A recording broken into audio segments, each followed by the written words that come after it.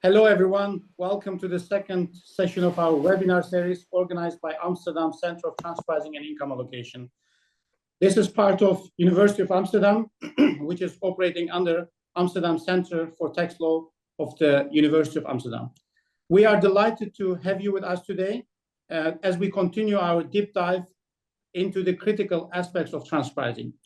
In today's webinar, we will focus on the profit split method, and we will explore profit split method application within the financial service sector. This is part of a webinar series, as I've mentioned. In the first session, we covered practical application of the profit split from a general perspective. And in the third session, we will look at DMP and value creation and super profits from IP and how it should be allocated to companies involved.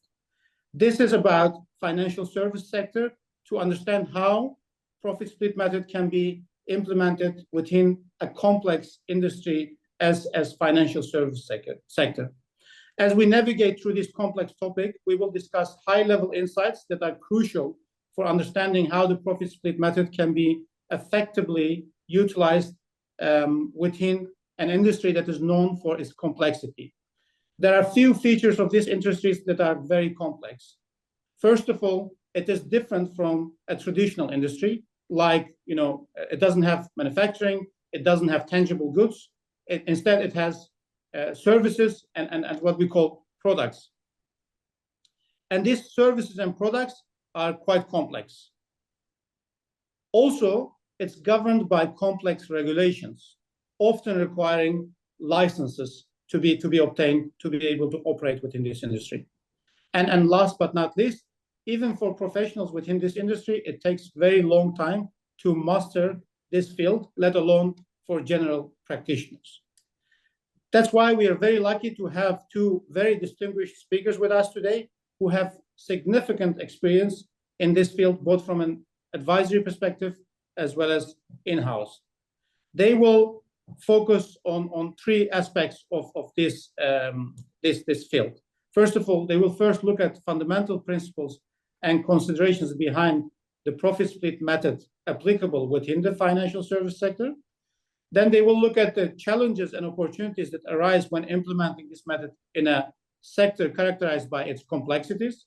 And finally, they have also prepared some case studies for us and examples highlighting the application in financial service sectors from a practical standpoint.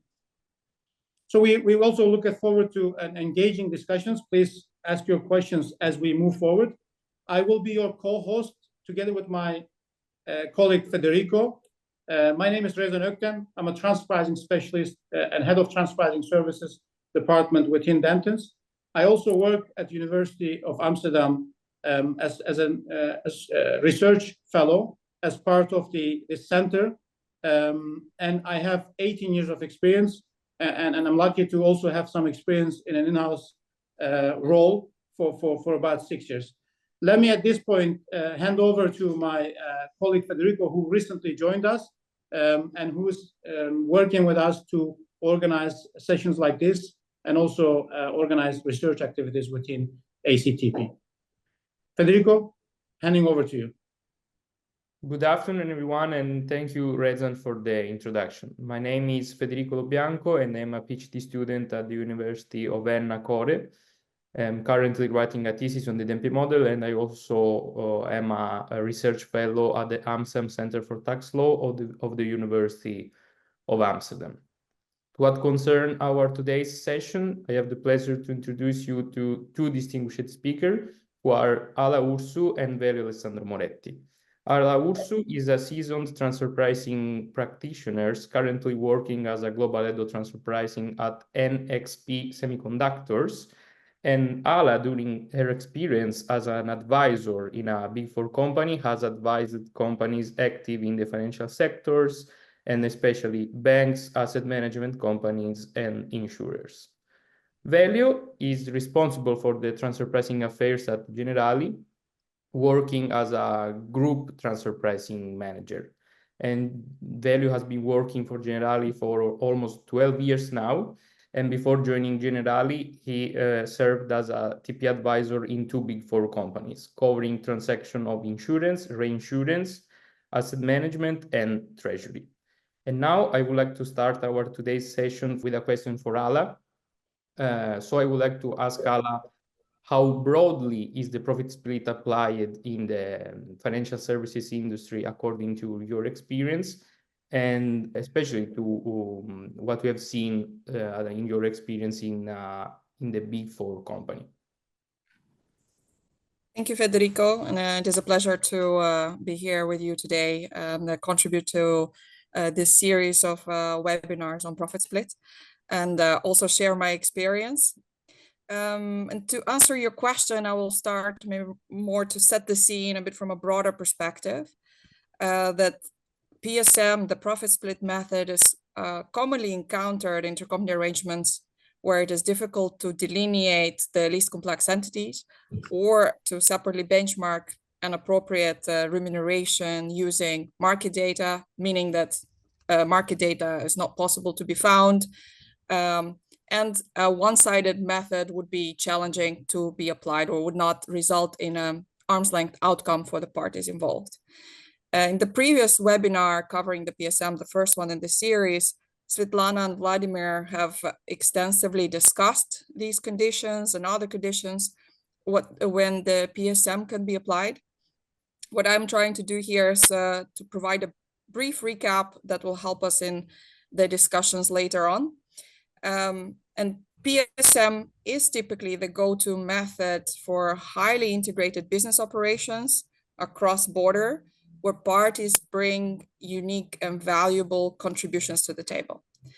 On the general conditions of applying the PSM, it's worth emphasizing the flexibility that this method provides and has provided to multinational groups, meaning that the PSM can easily be adapted or customized to specific business conditions or specific ways of doing business for a company, and does not have to be one size fits all or one benchmark that fits the same type of functions. The method heavily relies on business input, so input provided by actual business representatives, and companies' own specific value drivers and not just some general industry expectations. And one can argue that, of course, this can bring some subjectivity, but we will tackle this together later in the discussions as part of this webinar. And as a final remark, worth mentioning that the PSM can be applied as a contribution analysis or residual profit split. And on a case-by-case basis, parties can also assess whether the profit split can be implemented at a net profit level or sometimes some sort of a gross profit of the net revenues and so on. And the same, as I said, applies, of course, to the financial service sector. All right. Thanks, Ala, for setting the scene and explaining cases to which profit split method may apply. Maybe moving on to the financial services industry. As I've mentioned at the beginning of this session, that these are typically quite different from traditional industries, especially involving production type of activities. So when we look at the financial service sector, what are the main drivers for choosing the application of profit split method versus other methods for financial services industry? And is that really different from other industries? And I agree what you said, Rezan, with your remark that financial services companies tend to be, or the industry itself tend to be quite different in how it operates than traditional manufacturing or retail industry. Actually, in my experience as an advisor at one of the Big Fours, I've seen the PSM more often applied in the financial services sector for normal transactions, for normal intercompany arrangements. Then I've seen it in the traditional retail or manufacturing businesses, because in my view, one of the main reasons for that is that the financial services generally operate in a more decentralized or based on decentralized business models, where the main business value is driven from local or maybe regional economic activities. So where the client is actually based, where the client of the bank, of the insurer is actually located. But of course, since we're talking about transfer pricing for usually multinational groups, which are large in size and have cross-border arrangements, in the financial services sector, we also see that the headquarter or some regional hubs contribute also significant value to how the local operations are conducted. So you see some sort of high business integration between local operations and HQ guidance when it comes to strategy setting, tactical directions, maybe making use of centrally developed templates or regional developed templates or product structurings and so on. But where also the local customization is required, because as I mentioned before, the client is local. And think here of situations where a bank serves a corporate group with global operations, but its local bank subsidiaries need to serve directly the local subsidiaries of that multinational group, while keeping in mind, though, the general customer strategy dictated at a higher level.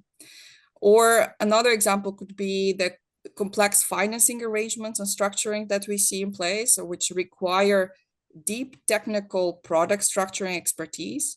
Generally, that's centrally located at the M&Es level, at banks or other type of financial institutions levels, but where the local bank subsidiary is the one holding the client relationship and maintaining it and making sure that the client stays happy along the way, and which we'll come back to later to, which is a significant value driving activity within the banking and financial services sector.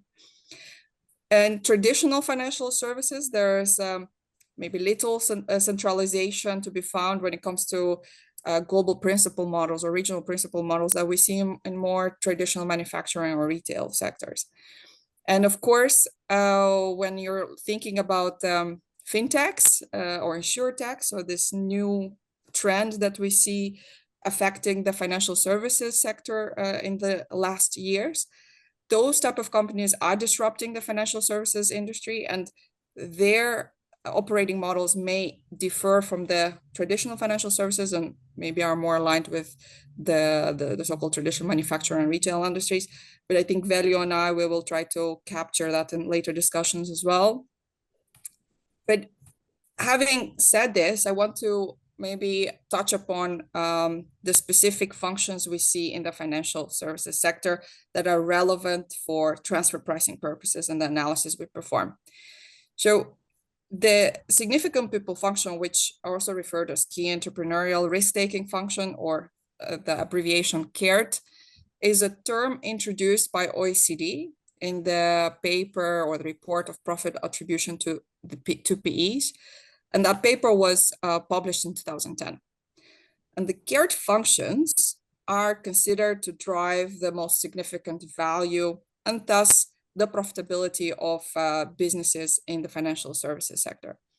And these functions are generally performed locally, and generally emphasized generally. Of course, the sector itself is evolving.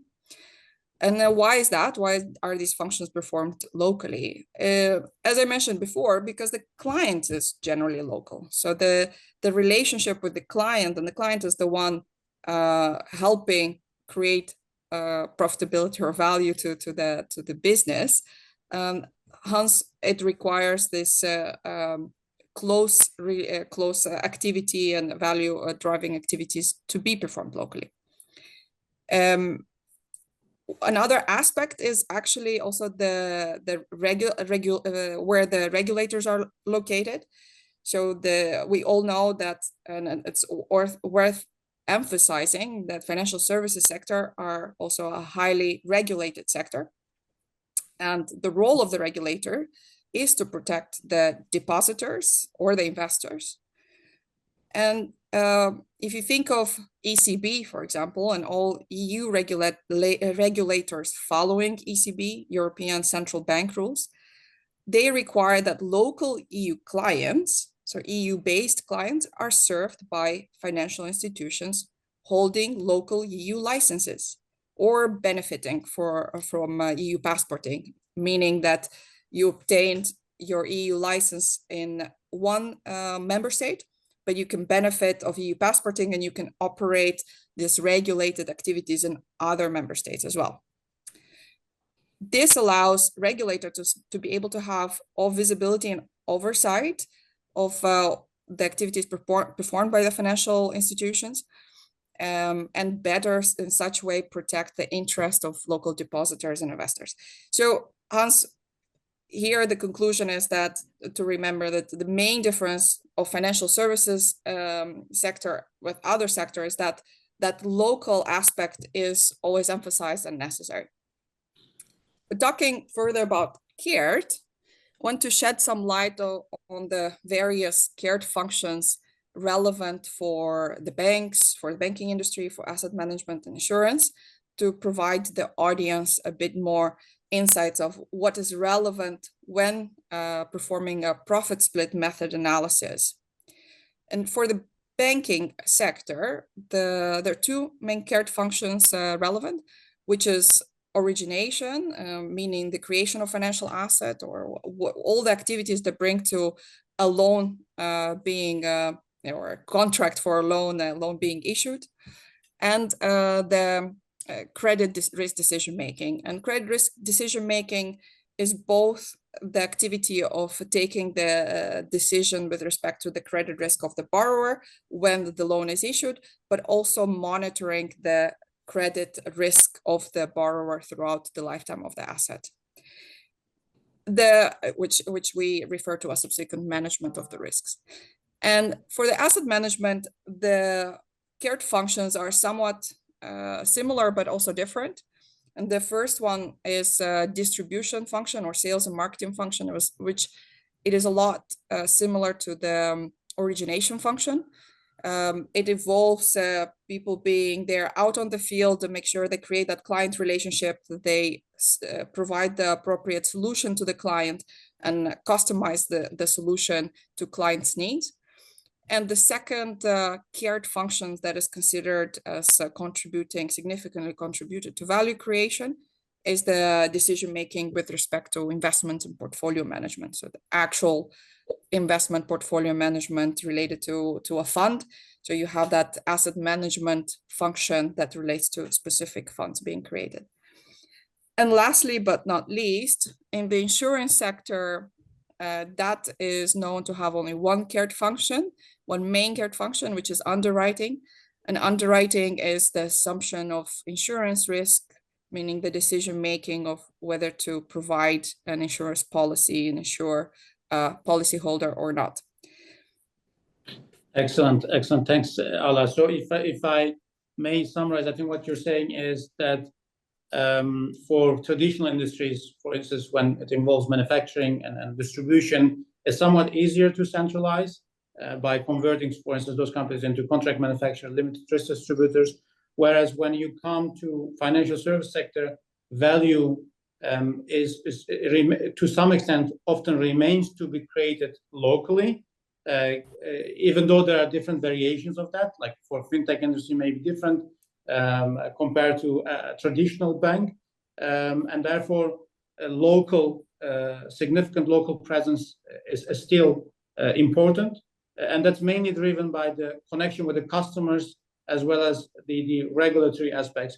Maybe moving on from there, and then you mentioned already some of the differences in relation to some aspects of the different sectors within the financial service sector. But just in the context of applying profit split method, there are similarities, but are there any major differences that we need to consider when applying the method? Yeah, and maybe to focus on one similarity, what I found in practice when applying or doing analysis in relation to application of a profit split method for various clients of mine in the past. And the similarity is that whatever the analysis you perform and when you identify the significant value creation functions, the CARED functions, you cannot stick to the book, strictly to the book, because each business is different, each company is different, and they may organize the activities in a different way, and the value drivers, the emphasis of whichever value driver is leading is different. So the cared function analysis and what party performs what and how much value is created should be assessed on a case-by-case basis and very specifically adapted to the situation at hand.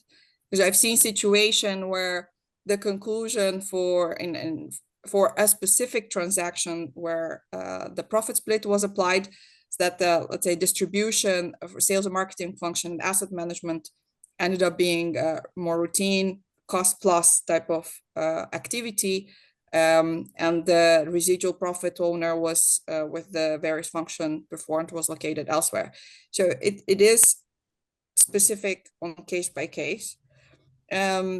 Differences, it actually relates to that. Differences that each client is different, from industries are different within one industry. That is also different. And as I mentioned before, one of the advantage of the profit split method is the flexibility it provides to customize it to specific cases. And for sure, that's something to keep in mind when working on implementation of the profit split for a specific transaction. So the response of it depends on the facts and circumstances very much fits here. Very much so, indeed. All right, very good. Thank you, Ala, for this very clear overview of the cared functions. I would like now to focus on the insurance, because I see you only mentioned underwriting as a cared function. So I would like to ask a question to Velio. Velio, do you think that underwriting is always the function where to focus when applying the profit split in the insurance field?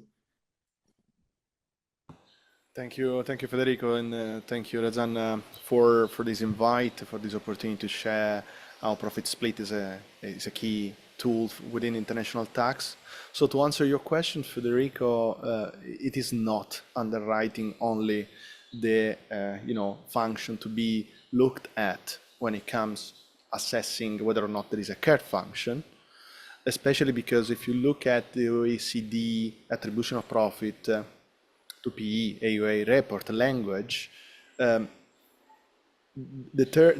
concept of cared is really a key in looking at active decision making in functions related to the assumption of insured risk as a key entrepreneurial risk function, which means that you can name a function underwriting, but if going to the fact and circumstances analysis, you see that ultimately the activity is more formally undertaken, maybe is not the function to be looked at.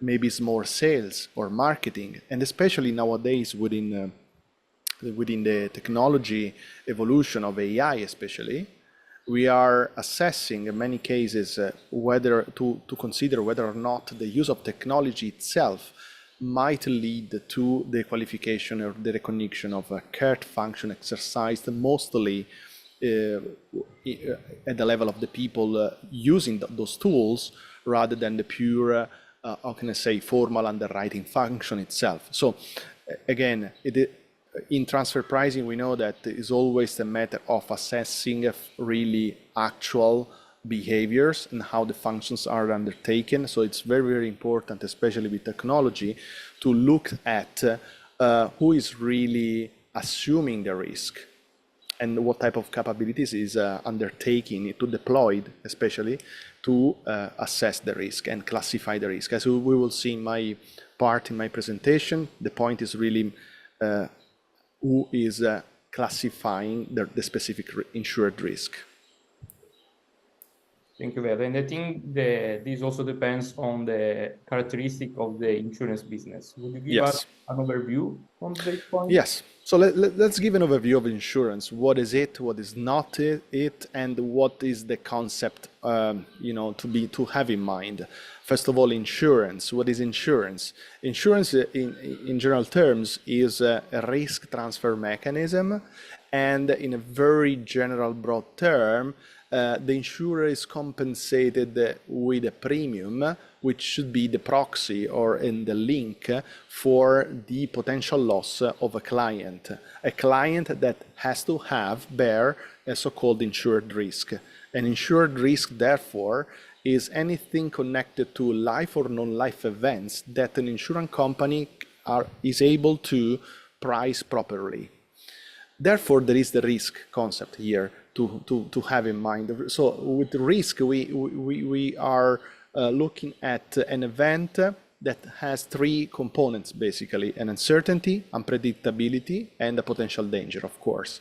So therefore, in risk, you appreciate the likelihood of the risk and especially the severity. And within insurance, we will see in also our examples that many insurance companies in the market diversify their product offerings depending on the likelihood of the events. So the higher frequency, there is a specific products that are offered into the market, or if there is a less frequency in the likelihood of the risk, but high severity, meaning high exposure of the loss, there are other completely type of products offering to the market.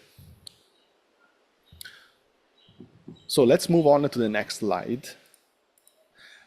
Exactly, in this slide, I try to classify the type of insurance players into the market per the type of products they offer into the market itself. So we might have general insurance companies offering basically all the packages of insurance product, commercial and personal lines, but there are also players specialized only in particular niche, like life insurance companies that are mostly focusing their offerings on the protection of life events for insured people.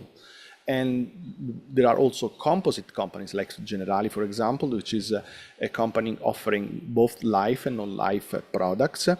And also there are players specified mostly in health service organization. For example, Bupa is one of the most important players, which is focused mostly on the health plan, meaning they provide a global exposure, a global offering to their clients to protect health across many jurisdictions of where the insured client can move on within the globe. If we move to the next slide, we will see also that there is a peculiar niche of market for reinsurance companies. So what is basically a reinsurance company? A company which is insuring an insurer. So a risk, once is insured by an insurance company, can be at the same time insured again to another player that is called a reinsurer.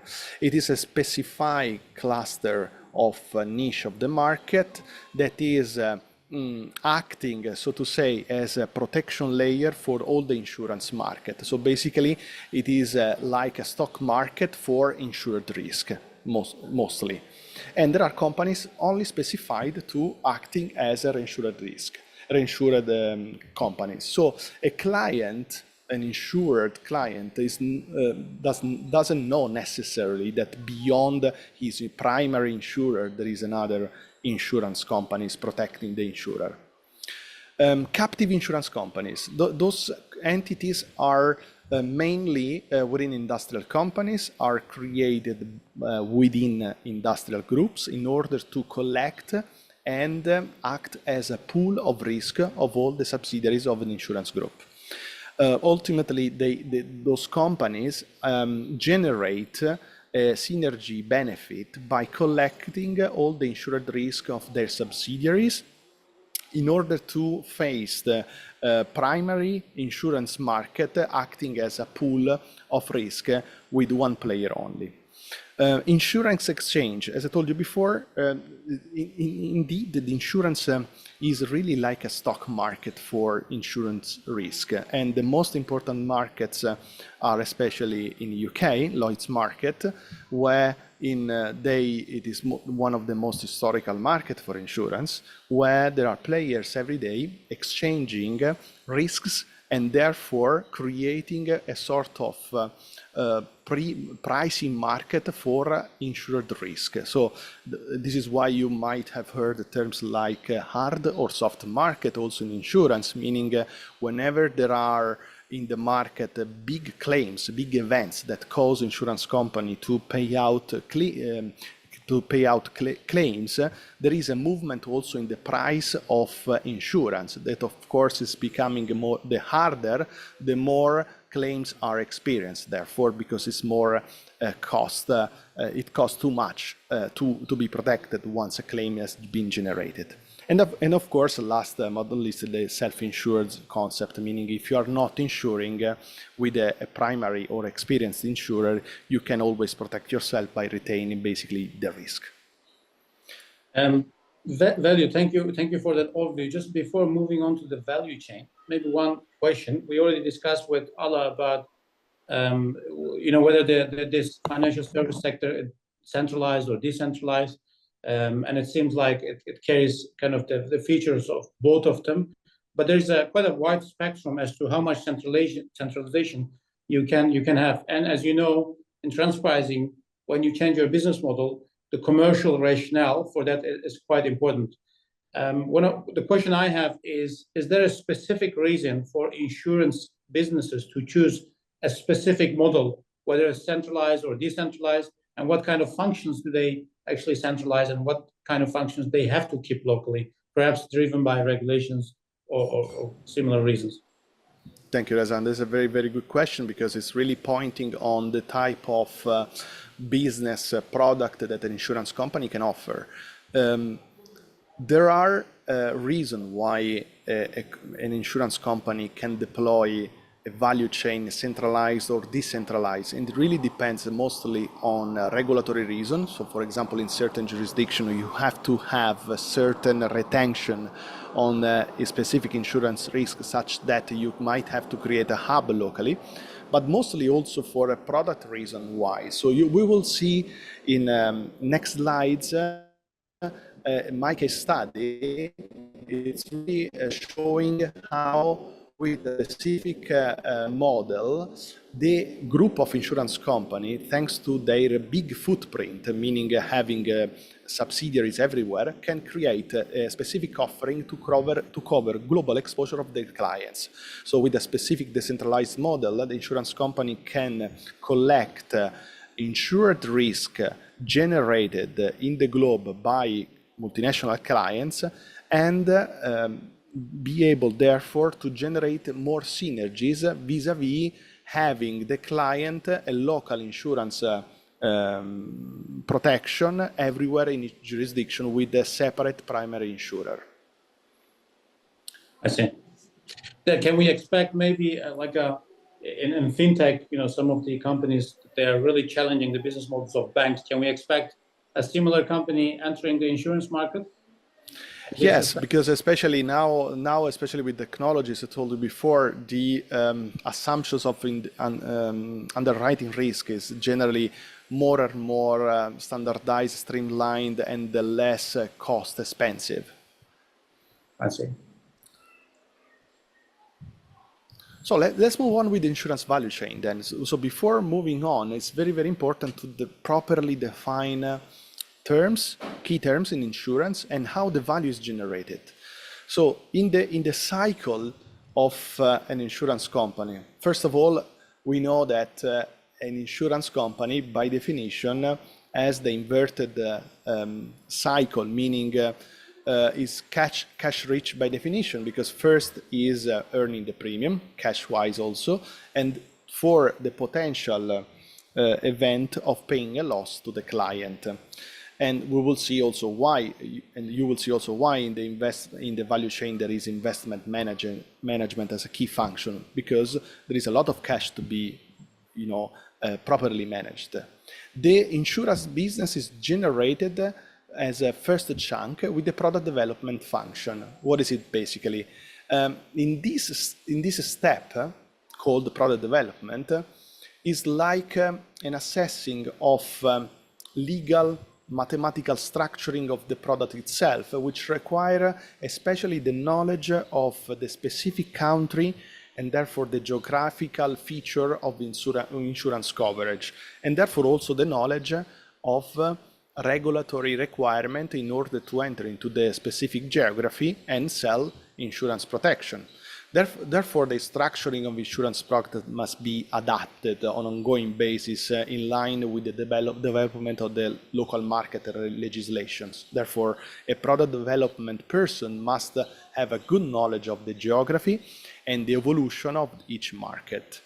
So once the product is generated, is created, the offering, the sales and marketing function, it kicks in, and it is a crucial function, mostly overlapping with the underwriting. Why? First of all, sales and marketing has a very important advisory component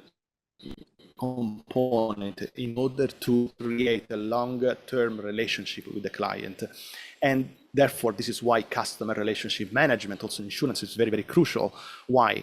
Of course, because you have an ongoing experience and journey with your insurance client, and in order to especially understanding his insurance needs. Let's remember that we are talking about life and non-life events of our clients, and therefore the relationship with them must be long-term and must be also such that we can anticipate anything related to their, especially life events.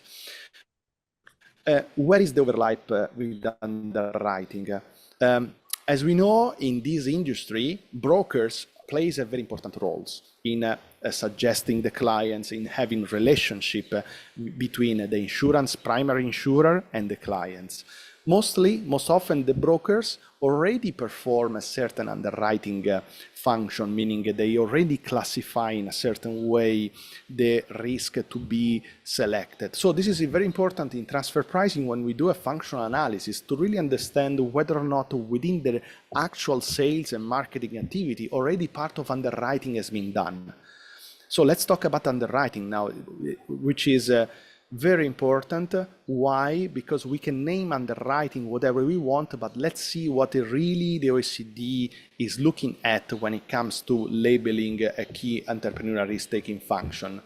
So the underwriting is comprised, I put here 3 bullet points, setting the underwriting strategy, pricing, and risk selection. Those are generally the 3 stages where you see underwriting. Setting the underwriting strategy, what does it mean? Specifically, is done by the parent company of the group. It's basically providing a general guidance on how much we can underwrite in terms of limit. But it's not really the, how can I say, the core of underwriting. Also, pricing as an activity is not really the core itself, because pricing really depends on the type of product, and mostly is the actuary, the proper expert doing that. What is really underwriting in a very nutshell is the risk selection. So we can use a synonym of underwriting to really understand what is it about, is as the goal not really to gain profitability, which is of course is the ultimate goal of a primary insurer, but really the first chunk is to avoid a misclassification of risk. Why? Because if you look at the insurance balance sheet, it's all about properly classification of risk. Imagine you have a type of products, a type of portfolio of clients. You don't want to have a client classified in a completely wrong cluster of risk. Why? Because you have to manage a chunk of portfolio of similar comparable clients to properly manage all the maturity, along all the maturity of the risk you have undertaken. So underwriting is a classification of risk. You assess in detail the client, you give a name to the particular risk, insured risk is undertaking. Therefore, you classify in your balance sheet the proper risk. To give you, to remember what is the difference between underwriting and actuary, for example. What is the difference between underwriter, actuary, and risk manager? An actuary has, of course, a quantitative skill itself, but is quantifying the risk on a macro trend basis. In underwriting is classifying a risk on a micro-trend basis, so looking at the insurance client. A risk manager is using the same skills, but targeting the capital of the insurance company, answering the question, do I have to retain, manage, or avoid this type of risk I have in my balance sheet? So those are three different types of professionality with sharing the same, of course, quantitative type of knowledge, statistical knowledge, but with three different goals. And this is why we have to have in mind underwriter as is about risk retention. Risk management, therefore, is looking at, once I got my risk in my balance sheet, is my capital healthy enough along all the maturity of the risk I have to manage? And this is where the decision in generally to be reinsured or not is undertaken. Investment management, as I told you before, is very, very important. Why? Because cash rich by definition, investment insurance companies, therefore they have to manage cash, and they have to have investment skills inside to properly delegate this activity. This is why insurance group has a big asset manager inside. Last, policy and claim administration. What do we mean by that? Is the last bit of an insurance cycle. Once a claims has been declared by the client, the insurance company has to process the claim, and is usually one of the most important bit where the insurance companies are evaluated by the clients. We always know that from marketing, especially department, they assess the satisfaction of the clients according to the claims experience, which is of course the moment of reality. You're experiencing the claim, now you know your primary insurer is really supportive in your need to be compensated. I would go to the next slide, because therefore we have support functions as I put in the slide that are not necessarily maybe for my mentioned. own understanding, Velio, Yes. just curious myself about it, because we do this exercise every day. If we go back to the previous slide, if you would allocate the relative value of these functions between these 5 key value drivers, based on your explanation, I'm going to make an educated guess. Underwriting is the most important one, even though Yes. there are there are also relatively more important ones there. So underwriting probably 30%, then risk management, investment management, each maybe 15%. That gets you to let's say another 60, and then 20. But yeah, maybe 10 at the end, 20 at the beginning. Is that more or less how you would? Nowadays, especially that with transfer pricing evolution, we need to really look at actual behaviors. I would try to look at the guy that is doing risk selection. So I would try to allocate, I would say 80% of Kurt is the guy that is doing risk selection. He is present in business origination, is risk management, where is it? So this is why underwriting department by itself doesn't mean that there is a Kurt function there. Especially as practitioners in insurance, we know that when it comes to life insurance, for example, it's different the way an underwriter is working vis-a-vis non-life insurance product. Why? In life insurance, you rely mostly, when you price the risk, on the so-called morbidity and mortality tables. So each country is issuing a sort of tables in order to price the life events of people, and therefore the underwriting activity is mostly standard, because you have to apply those tables, right? So risk selection can be done by actuaries, and therefore maybe the CART functions you have to look at where actuaries are located in the properly departments. So what you're saying is, first look at risk selection, that's the 80%, and then identify where that is reflected, and then based on that allocate relative values. Correct. All right. Okay. Thanks. Just to also add a bit in the discussions here, we cannot ignore how the insurance sector evolved and how digitalization also has impacted it. So it for sure had an irrefutable impact on how the insurance business is being led. Because as I mentioned also in the previous discussion, financial services and also insurance is very much helping your client or providing the right solution to your client.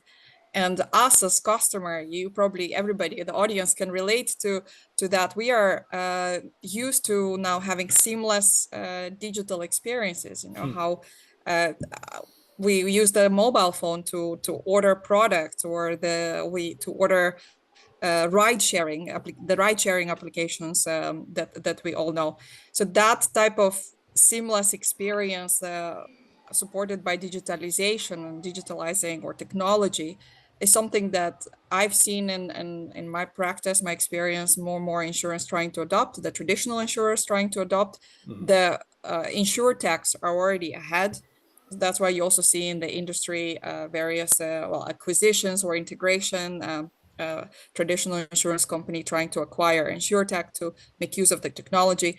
And one of the some of the functions that insurtechs have been digitalizing is actually underwriting. So there are models in place to do the risk selection in an automated way that doesn't require human input, and only the human input is the last step to sign off.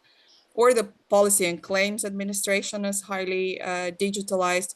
And there was also some support functions that can be digitalized. And that development, depending how digitalization has impacted an insurance company, can lead to different percentages attributed to the various functions in the value chain. So you can say that there is no one standard way. And of course, the OECD peer report was published in 2010 and said that underwriting which was assumed to be local back in the days, is the key entrepreneurial risk-taking function. But we need to remember that the OECD peer report has been issued in 2010, but it took about 10 years to be prepared. So the facts or the industry reality that underlies that what is written in that report is a reality from 1998 and 2000, and we are in 2024. So we definitely live in a different world, and I really applaud what Velio is saying. It's really about looking at specific cases and where are the functions performed and by whom. Is it by humans or by technology, centrally or locally? Yeah, great point. Thank you, Ala. Thank you, Ala. Very, very relevant point, especially with the AI technology, generative AI. Now you might argue, who is really the curtain now? Is the AI itself, or which department now we have to assess in terms of functions? And is a real challenge, because we have a limited, how can I say, point of reference into the OECD transfer pricing guidance, right? Especially in the concept of assumption of the risk, the capability of making decisions on whether or not to accept, lay on, or mitigate a risk, right?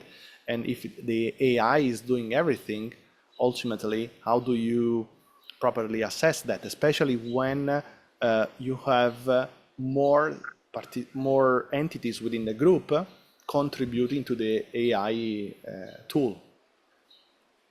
This is an open question, an open challenge, in my opinion, within insurance context. Yeah, for sure. And really on that side, at least what I've seen and all the clients I've served and so far, technology was never considered sort of IP in the past within the financial services sector.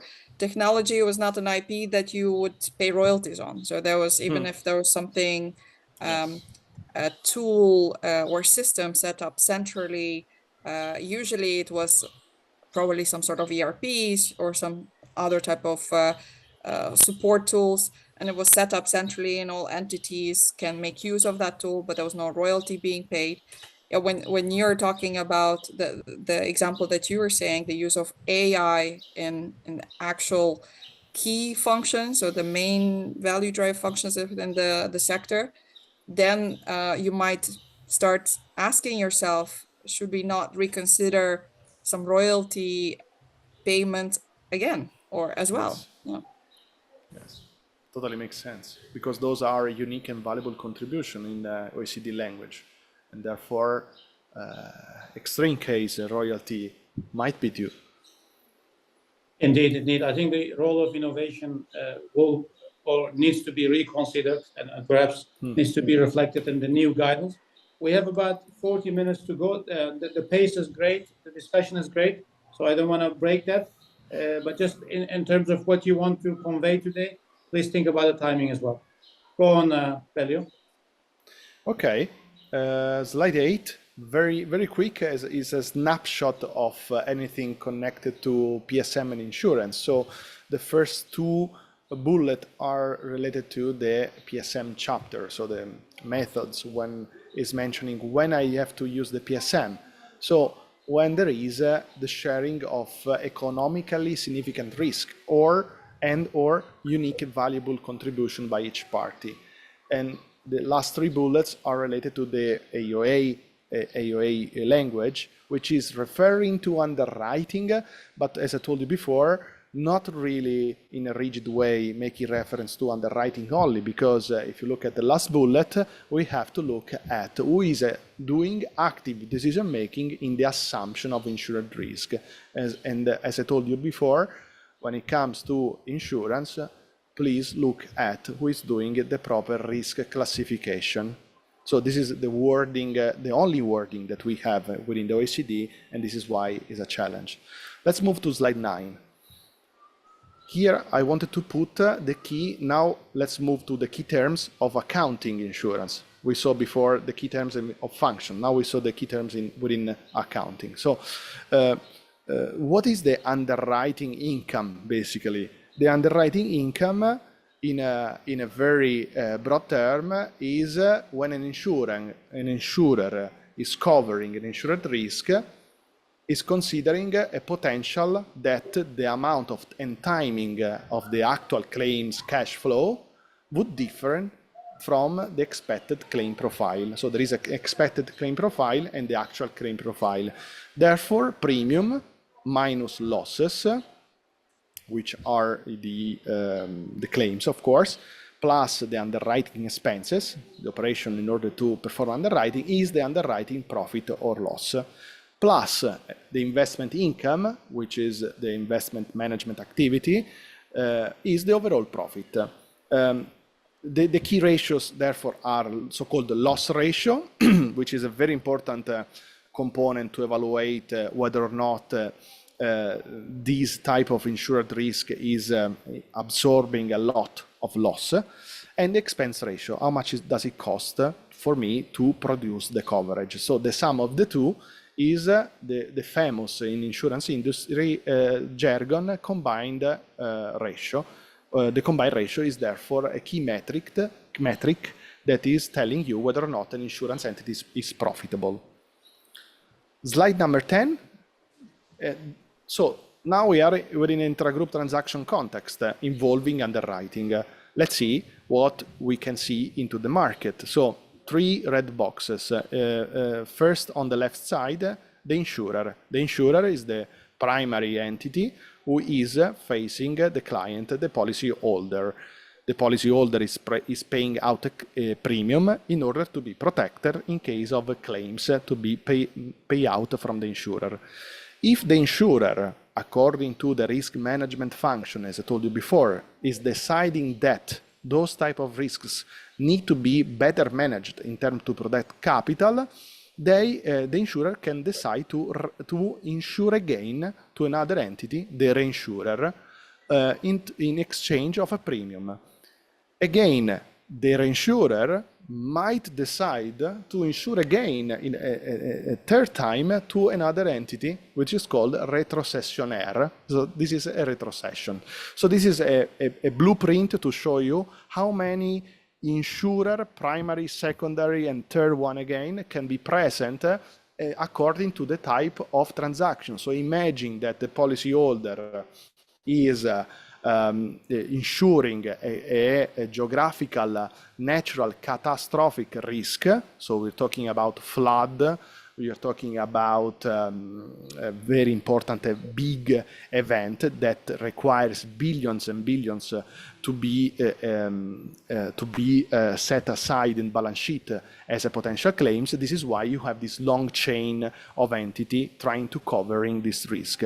On the right-hand side, you see the type of the main type of insurance coverage that you can see into the market, the so-called quota share coverage, whereby the insurance entity is covering a proportion of any risk ceded. Let's say 50%. I'm covering you for 50% of any insurance risk that you cede to me in exchange of a so-called commission, and this is what we also analyze in transfer pricing, or non-proportional. So I am protecting you, so to say, up to a certain amount of claims you incurred. And of course, the choice of the product, quota or non-quota share or non-proportional, really depends on the type of capital absorption that would impact the potential manifestation of the event. In transfer pricing analysis, therefore, it's very important to explain empirically to tax authorities whenever a tax audit comes the commercial benefit on why a quota share has been selected or a non-proportion has been selected. Most often, the most important key evidence to produce is the improvement on the capital benefit, for example, for the insurer in deciding to reinsure to an entity. The improve in the capital position pre and post reinsurance is one of the key components to demonstrate that the transaction is at arm's length, even before then the analysis of the commission that the insurer gets from the reinsurer. So those are the most important KPI to measure in the transfer pricing. Understood. Thank you. Just maybe one question on the intercompany transactions. You work for Generali. You are an Italian headquartered company where you're also based.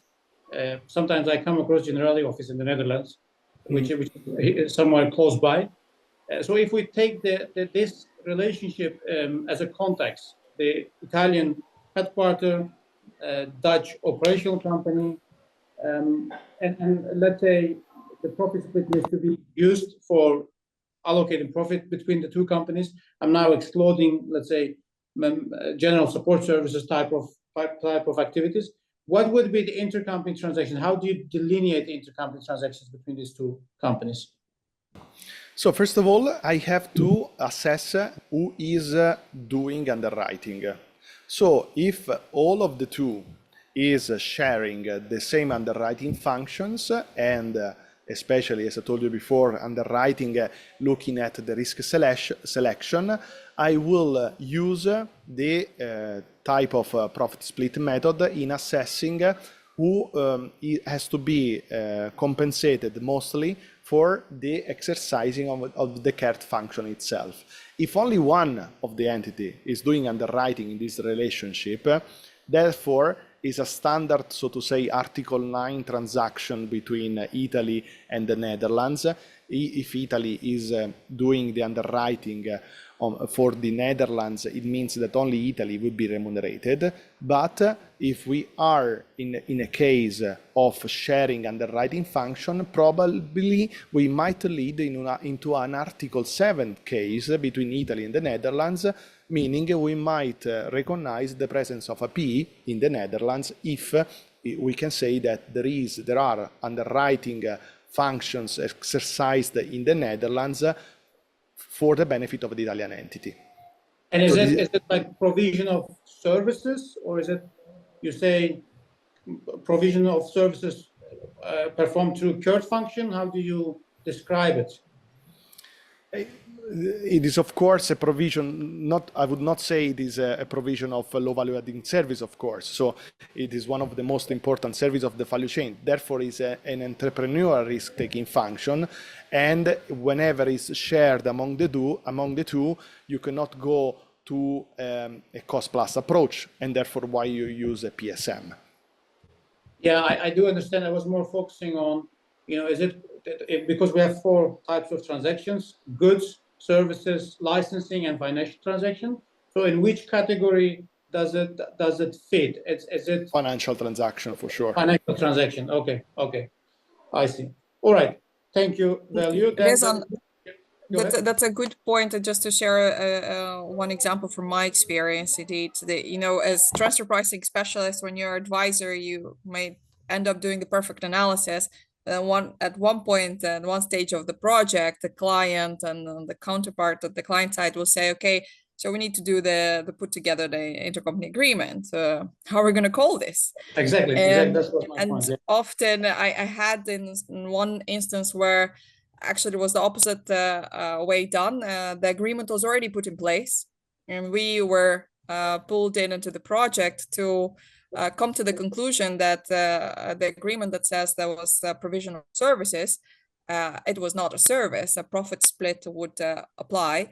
And of course, there's different languages you can make use of. You can say, some joint activities where both parties benefit from, or value-adding services, or supporting financial transactions, like Velio mentioned, if it's underwriting.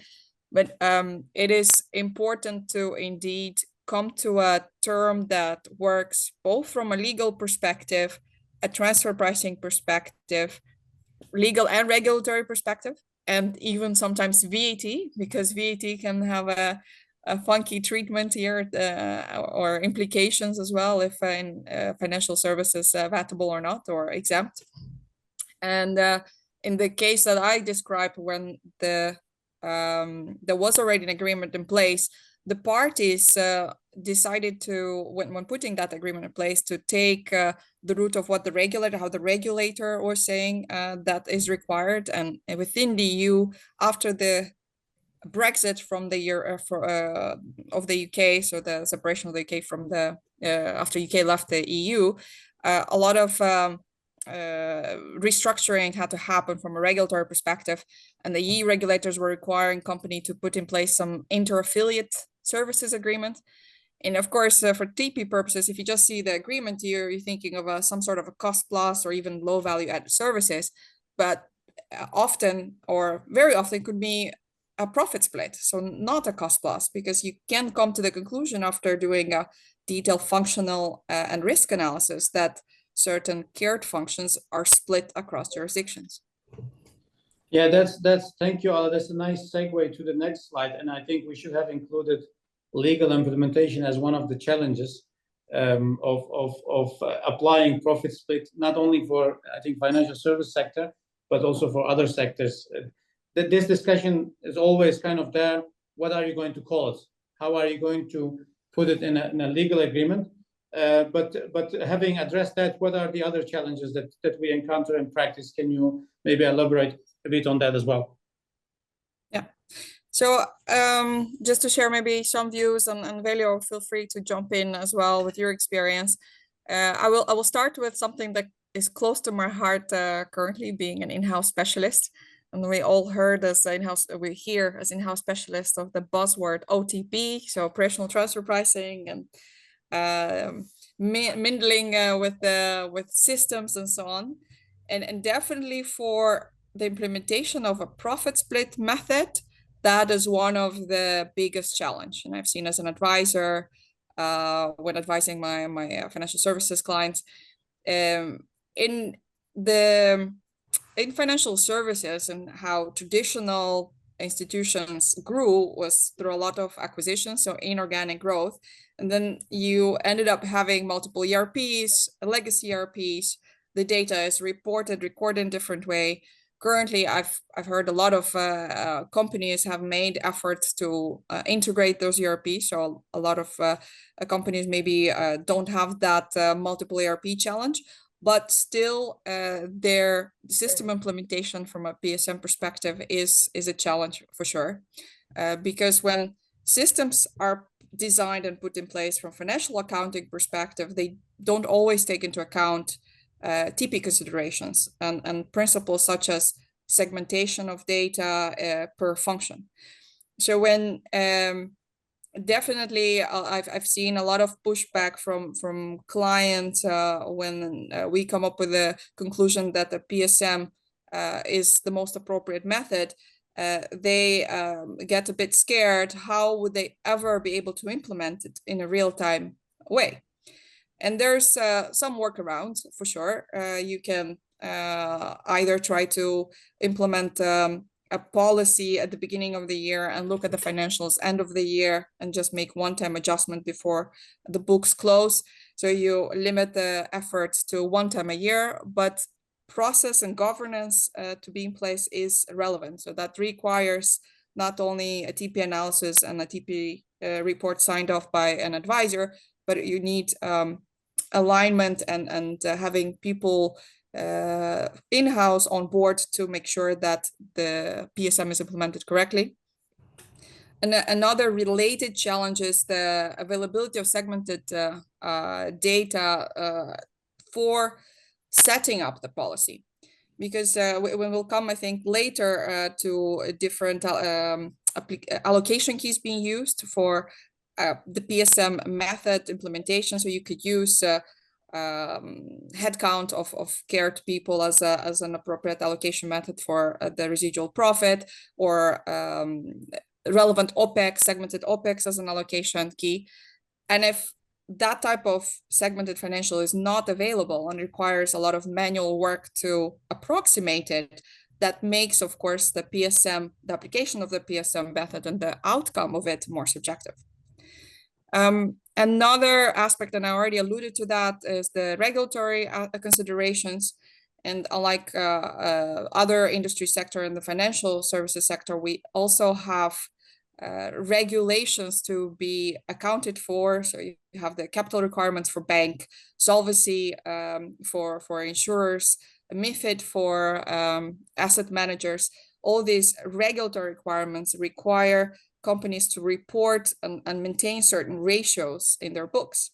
And how do you then combine those considerations or take into account those considerations into the determination of PSM? Yeah, right, like Velio said, if you conclude that you have a split CART into different locations, but actually before concluded from a TP perspective that there was a split CART, only one location had the license and the regulatory capital maintained on the books, or the ratios for solvency perspective maintained. How do you then make sure that the other party that you concluded from a TP perspective that is also performing CART function, should it also consider similar ratios in their books? Do you do a textbook to financial books differences? Or do you exclude capital, the function of holding the capital outside from the application of the PSM? So these are interesting considerations to definitely to watch for when applying a PSM for the financial services sector. Thank you, Anna. And yeah, one last before giving the word to you guys, the involvement of business and management. When I mentioned, of course, at the beginning that the PSM is highly dependent from input from the business representatives, and it's not a simple benchmark that we perform when using an one-sided method and you rely on external market data. So the commitment and support and input from business is key to make sure you have as an accurate arm's length outcome resulting from the PSM. And documenting the input from business here is also key for defending the application of the PSM for the future. Yeah. Thank you, Ala. You already mentioned that our next topic is the profit splitting factors, and you already mentioned two of them, but could you please further expand on this point? For sure. In the OECD TP guidelines, under the section covering the profit split, it is indicated that profit splitting factors or allocation factors can be either asset-based or cost-based. And asset-based, you can think of assets such as intangible assets or tangible and tangible assets or capital.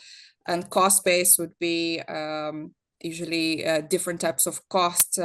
Sales and marketing costs are referenced there, or costs for developing intangibles, or OPEX, some general operating OPEX. And if we look at these type of splitting factors from the lens of applying the PSM in the financial services sector. In my experience, I would say some examples that are indicated in the OECD guidelines fall off immediately, like using intangible assets as a profit splitting factor. Of course, it is becoming more and more important, the use of technology and digitalization, but I have not yet seen clear links being made between technology and holding economic ownership of technology or legal ownership of technology and carried functions. So often that is separately analyzed or carved out and benchmarked. The accurate pricing is benchmarked separately. Capital as well is not something that I've seen, because in the financial services sector, the regulators have strict rules how the capital holding functions should be remunerated. So often, maybe even before we go into the details of applying the PSM, we need to take that into account. But maybe what I did encounter myself and applied also in practice is relevant OPEX. So of course, you're looking, PSM is usually applied on transaction per transaction basis, so and intercompany arrangements that you delineate. Then you identify which are the functions contributing to this, to the value creation under this arrangement and to the profit being built up or the risk of a loss. And the relevant OPEX, general and administrative costs related to those functions, could be used as a profit splitting factor, or number of FTEs, and even better said, relevant here, or more relevant here, is the number of carried FTEs, so the FTEs that perform carried functions. And that's also an analysis that needs to be performed earlier. What are the carried functions? Then you identify who are those people performing those carried functions and can use the number of FTEs as a splitting factor. Velio, do you have any insights into this topic? Yes, for sure. What you said before, it's very relevant into assessing the care function. We especially look at the people and exactly who is exercising their capabilities to actualize the care function itself.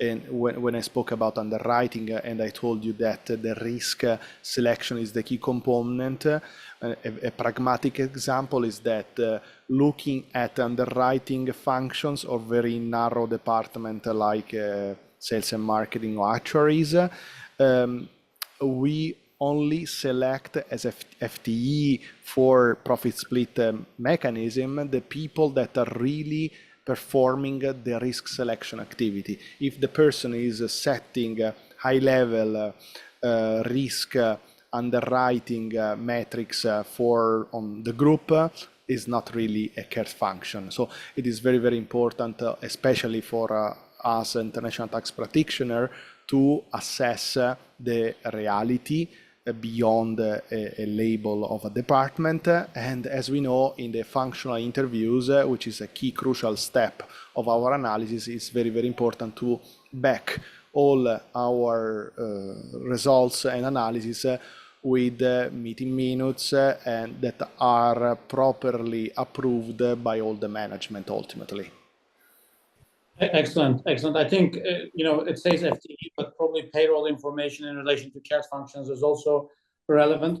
Now we have about 15 minutes to go, and we have 3 very nice examples. I suggest to move on to the examples, if that's okay with everybody. I think, Ala, you will cover the asset management example, and then Velio, the insurance. And if we have some time left, hopefully, then we can briefly cover banking as well. Ala, would you like to take us through this example for the asset management, please? Oh, sure. Thank you, Rezan. So in this example, we have 2 related parties, 2 subsidiaries, one located in the Netherlands and one in the UK. And both subsidiaries hold local asset management license to allow them to perform local activities, asset management related activities, not limited to sales and marketing, product structuring, attracting clients and investors, and so on. The activities of both entities are based on functional analysis, functional risk analysis, are highly integrating, meaning that they depend on each other's input when it comes to templates, and especially actually to emphasize here, the group is located in the Netherlands. So when it comes to central developed templates and central approaches in terms of product structuring, that is all developed in the Netherlands, where the central team with the specific capabilities are located. The Dutch entity also serves the Dutch market and the local clients. But here the focus is in the UK, and the business activities and the revenues driven from the UK market. And this is where the UK subsidiary is in the lead, because it is, as I mentioned also at the beginning of the presentation today, or the webcast today, the UK entity is the one closest to the UK clients, and that is very important in the asset management industry and the cared functions. So UK entity is tasked to make sure it grows the client base, grows revenues that are derived from the specific client, and enters into contract, because also based on the license they have, they can also enter into contract with the local client. What the UK entity does not do, so we have here, maybe worth also mentioning that we have two types of activities that are being held or organized on the UK market. So two type of that drive two different revenue streams, and one is the fiduciary management. And under the fiduciary management type of activity, the revenue stream is fiduciary management fees collected from the UK-based clients by the UK entity. And under this type of business activity, what is done is that the UK entity, with support from NL, provides advice on how to invest your asset, how to get the best returns, what products are most suited for the specific UK client, but it doesn't itself take the money or take the cash and invest it in different funds. So as a result, it does receive remuneration, a fiduciary management fee, which is a certain percentage of on the assets. And that's a market fee, it's a third-party pricing. And on the second business stream or business activity is the investment fund management. And the difference here is that it's not only advice is being provided to the UK-based clients, but actually the funds are being transferred to funds that are being managed by this asset management group. And here worth mentioning that the asset manager and the main portfolio management activities, the main, not absolutely everything, but the main is being performed by people located in the Netherlands.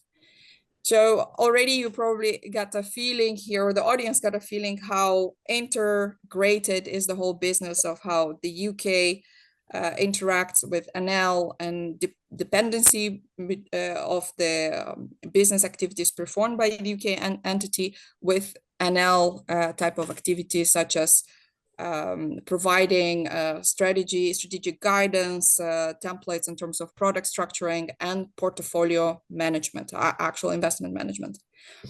And the interesting part on the second business activity with the UK-based client, so when a client accepts to invest in a fund, then the money goes directly to the fund and it's being invested, and the fund then carves out a certain management fee that is being paid to the asset manager, in this case, the Dutch entity.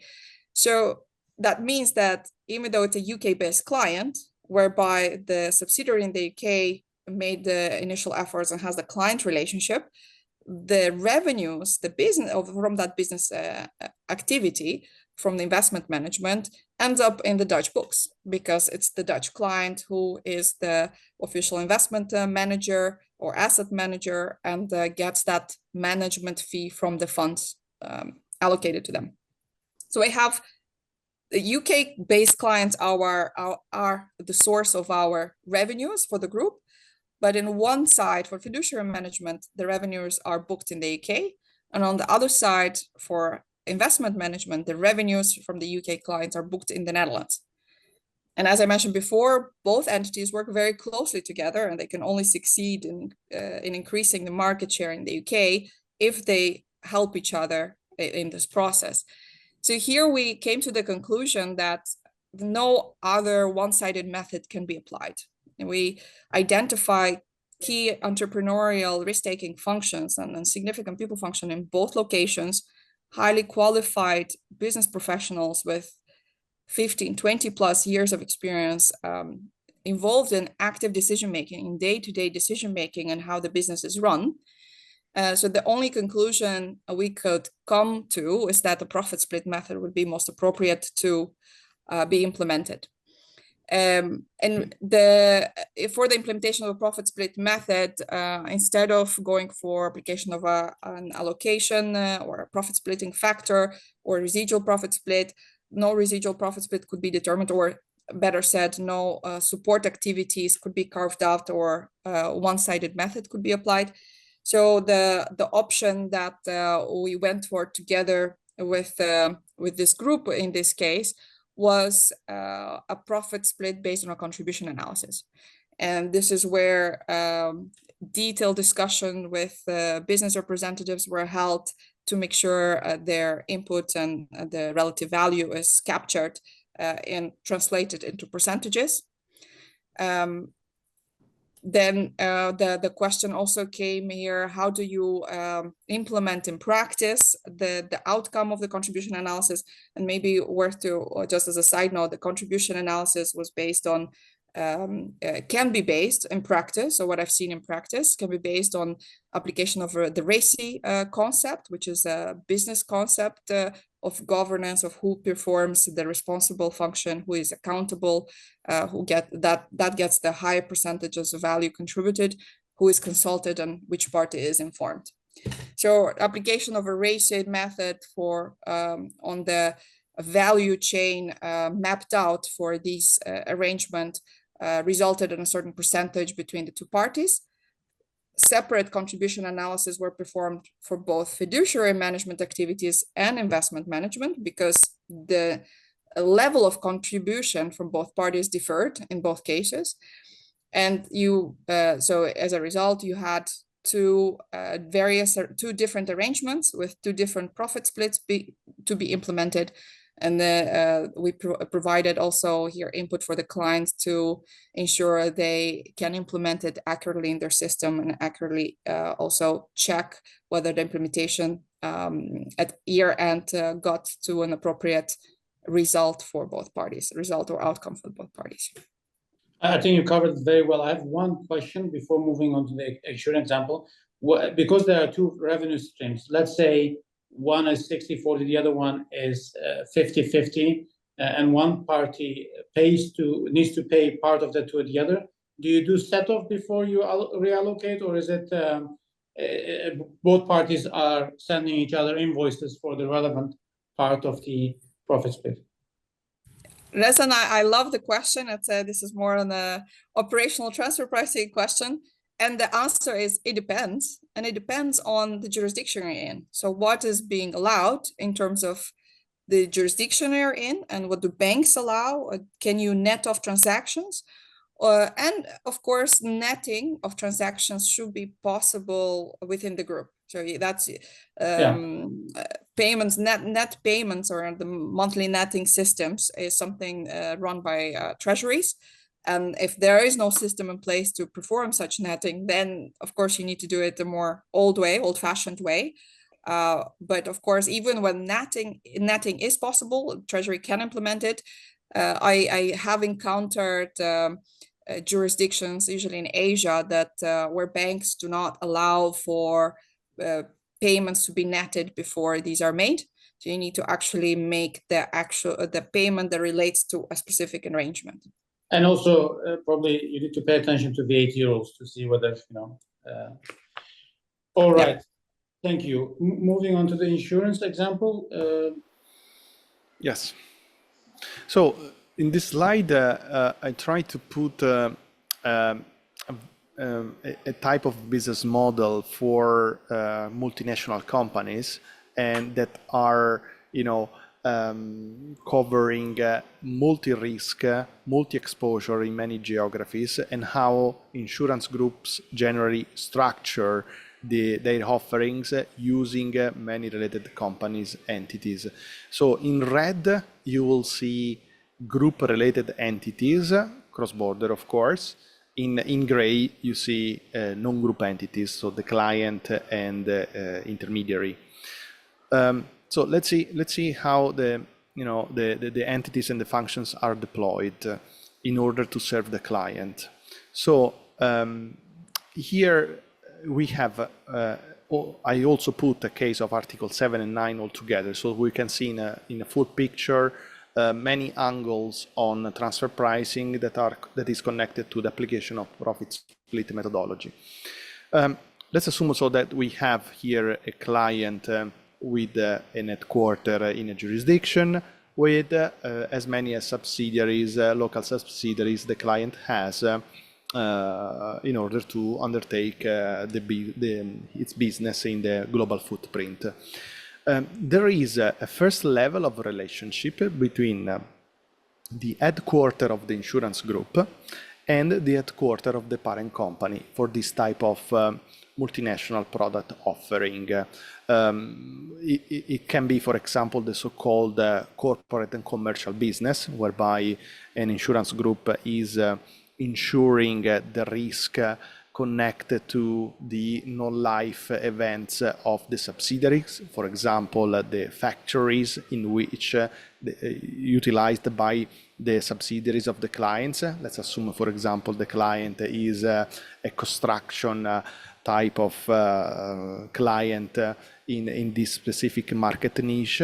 The insured risk most often are non-life property and casualty risk, or for example, engineering risk if the client is in the industry of creating premises or factories. And therefore, the head office of the insurance entities is having a first primary contract relationship, usually with a sort of master insurance policy, whereby the head office of the insurance entity and the client are negotiating the key terms in order to how to manage the insured risk everywhere of the client.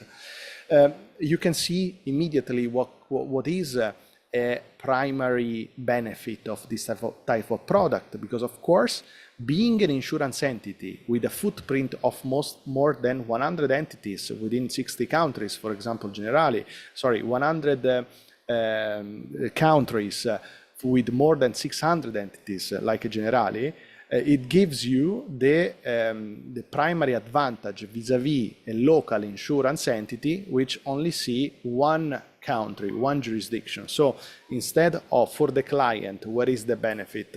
Instead of having many insurance entity per each jurisdiction where he is present, you can have only one relationship with the headquarter of the insurance entity, which is then liaising with its local subsidiaries, insurance subsidiaries, to manage all the insured risk of the client, therefore generating synergies to be shared, especially with the client. So in this first layer of contractual relationship, all the key insured risks are properly mapped. Then what happened? There is a relationship between the local insurance subsidiaries and the local subsidiaries of the client in order to issue the real insurance contract. So with this master policy, the head office of the insurance entities is structuring all the insurance entities to issue proper insurance local contract. This is called fronting activity.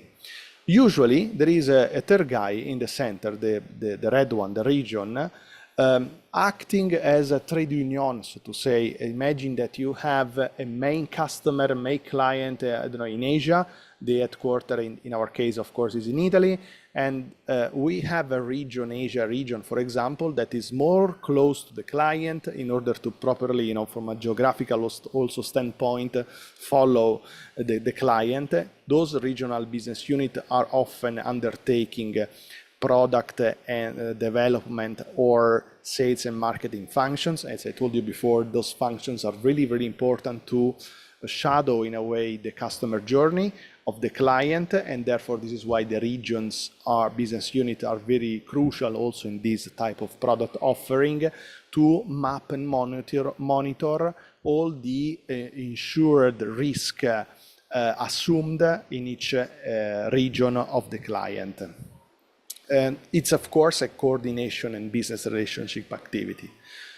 So what happened now? Once the insured risk has been insured at the level of the local group carriers, so the insurance entity of the group, to get the most out of this business, usually the local companies, insurance company, sit back to the head office, the headquarters, those risks that are collected via what I explained to you before, a reinsurance transaction. So you will see on the right-hand side, the reinsurance treaty, all the premiums collected by the insurance company are going and collected by the headquarters in exchange of, in general, a commission if the scheme used, the intragroup scheme, is a reinsurance quota share, for example. So let's assume that 100% quota share agreements, reinsurance agreement, are signed vis-a-vis the local insurance entities and the headquarters of the group, the insurance group, means that 100% of all the client premiums are collected by the head office in exchange of a commission. From a transfer pricing point of view, that's an Article 9 event, and of course it has to be analyzed according to the arm's length principle. In general, the commission, the amount of cost for the reinsurer, that is a revenue for the fronting entities, is tested in order to demonstrate that via two-sided analysis, the company acting as a fronting company, so-called ceding company, is properly remunerated on all its costs connected to the book of business ceded to the head office, and the reinsurer in the head office is properly remunerating his key target. What are the key target of the reinsurer? Are the return on capital, his internal cost, and therefore its combined ratio. The key metric that I told you before is measuring the profitability of the reinsurer itself. So a two-sided analysis must demonstrate that. On top of it, as I told you before, the most important part is demonstrating that from a capital standpoint, there is a benefit in doing this activity. Once all the premiums are insured at the level of the head office, the head office continue to have a business relationship with the client. Usually, one of the most important services provided to the client is monitoring, usually via dashboard or day-to-day interaction, to the clients the status of its insured risk everywhere. So imagine you have 100 factories everywhere in the world.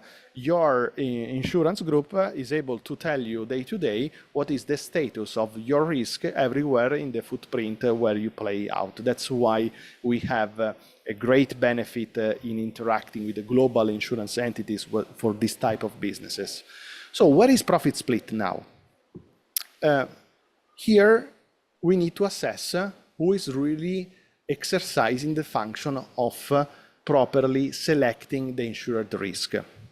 In this business case, I put something that we have in Generali, which is the presence of PE in another jurisdiction.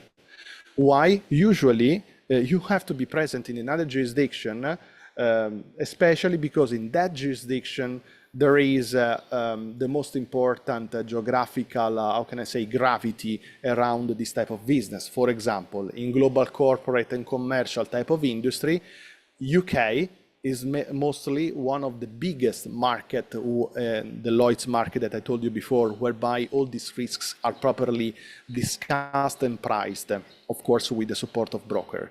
So when there are underwriting functions and therefore the selection of the risk deployed not just in one jurisdiction, of course, we are in an Article 7 scenario interconnected to a profit split methodology application. So what happened next?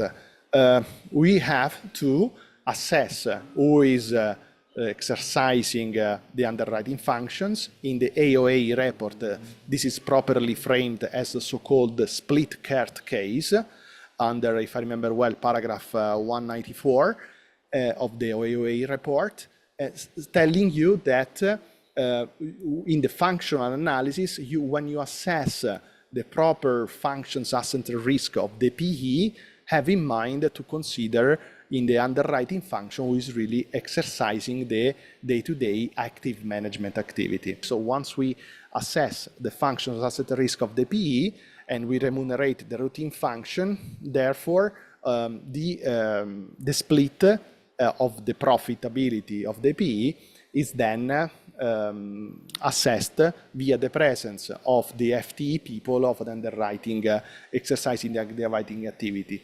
As I told you before, when I answered to the Ala's point, we are looking really via functional interviews to assess who is selecting the risk.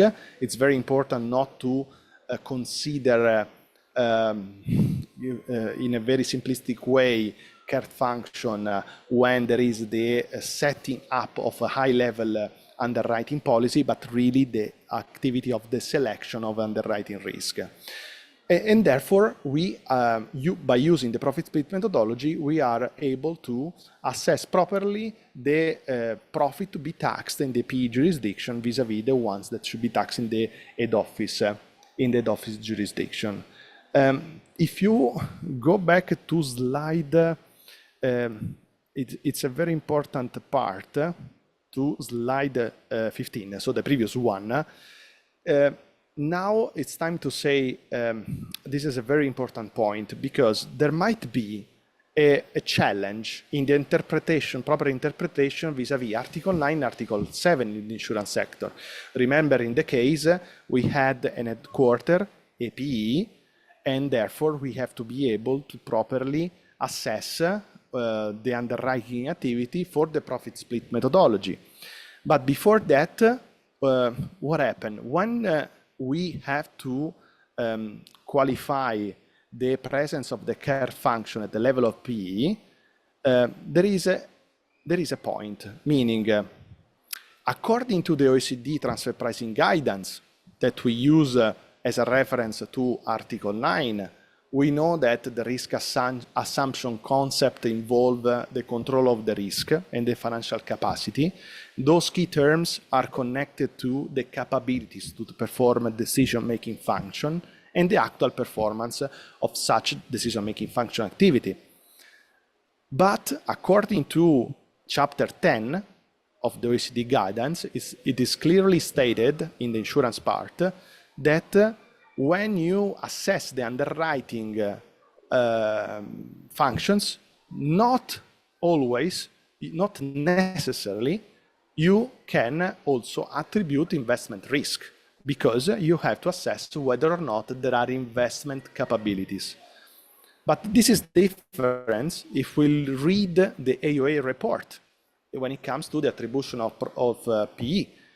In the AOE report, it says that whenever there is underwriting function, which is a KERT function, of course, automatically in creating the balance sheet for tax purposes of the PE, you have to attribute investment income. Why? Because you are simulating the fact that you are a separate legal entity, separate insurance legal entity, which by definition has to have investment income to cover properly the underwriting income, even though there are no people in the PE exercising the activity of investment. So what I'm saying here is that, let's go back to my business case, Federico. So what I'm saying here is that and this is why I put both an head office legal entity and a PE. Using a different structure, so legal entity versus a branch with the same scheme, might lead to potential different result if we were to apply Article 9 or 7. Why? Because let's imagine that in the PE I have no people having investment skills, but only underwriters. According to Article 7 to the PE, I have to allocate also investment income. But if I were only to use my head office as a legal entity, Chapter 10 of the OECD guidance is telling me that I have to attribute the investment income only where there are investment skills. So I might lead to a double taxation for this component of investment income. It depends if there is in head office or in the PE jurisdiction. Thank you, Velio. I think this is a very important point, and perhaps we could even, dedicate one whole session to this example only. Just for our audience, we also had a series of webinars on permanent establishment, during which this point was also discussed in more detail, not so specifically for insurance business, but the differences between the application of Article 9 versus Article 7, and about that there are some fundamental disagreements even between practitioners or scholars, as well as in the guidance that is provided by the OECD. We have one final example. I would like to challenge Ala to finish this in 4 minutes, if she can, to stay within our time. Ala? Sounds good, Rezan. Thanks. Yeah. Yes. This is a banking example, and maybe a bit more unusual because it doesn't relate to the traditional corporate banking activities that we are maybe as individuals more familiar with, but it relates to a specific product structuring and involves securitization. And under securitization, so first, what is securitization? And that will set the scene to understand better the example. Securitization, that means providing asset-backed financing, whereby the lender here takes on ownership directly or indirectly of receivables, of asset receivables of the corporate, and usually these assets are very well rated, so they have a good corporate rating. However, the client in this case needs financing a bit ahead of the time when the assets are due for payment, or the receivables are due for payment. Thus, it provides the bank can provide such funding earlier, and that funding is backed with the respective receivables. And again, if you recall in when we discussed the specifics of PSM application within the financial services sector, I mentioned about product structuring, where you have the expertise usually centralized in one location. We're talking about highly specialized type of activities that it makes usually no business sense to distribute this type of function in the locations where the client is located, but rather have this function usually in one or a couple of locations where the specific individual have knowledge or extensive experience on how to structure securitization deals, how to negotiate.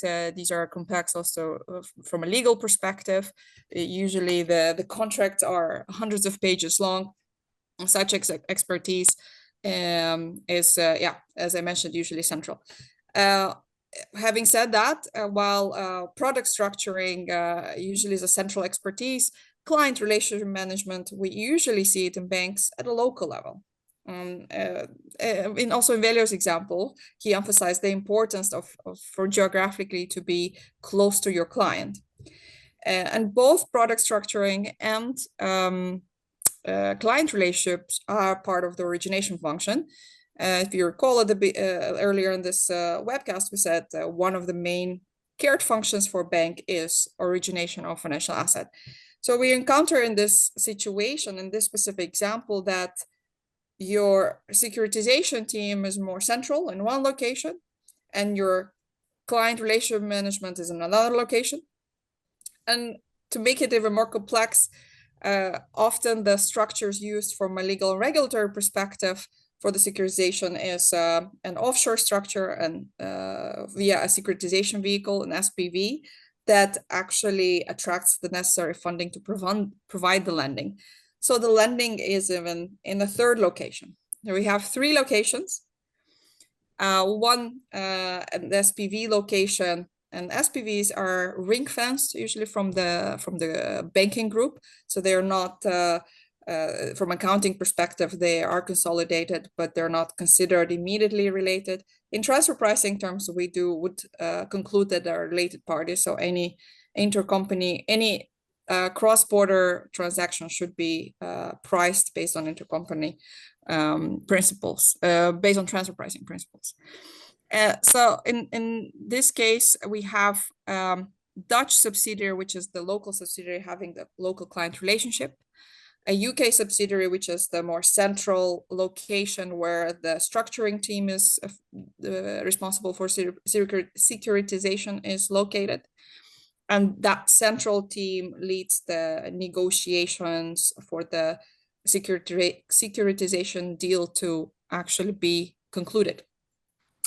Furthermore, it is also the UK entity, different people, but the UK entity having the funding function, so providing a revolving credit facility to the SPV in our case, that is part of the source of funds to provide this lending to the local clients, the asset-backed lending.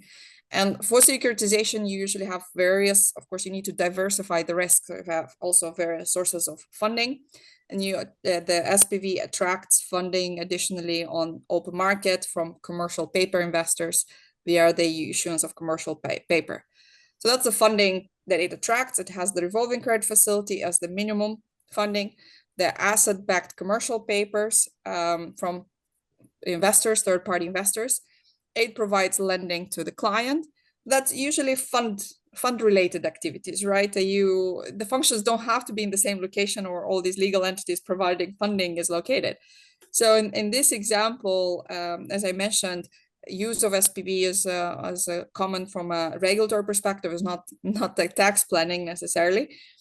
And parties understand, or tax authorities where you encounter these SPVs, they require a minimum routine remuneration, routine plus capital holding function remuneration to be left in that SPV location.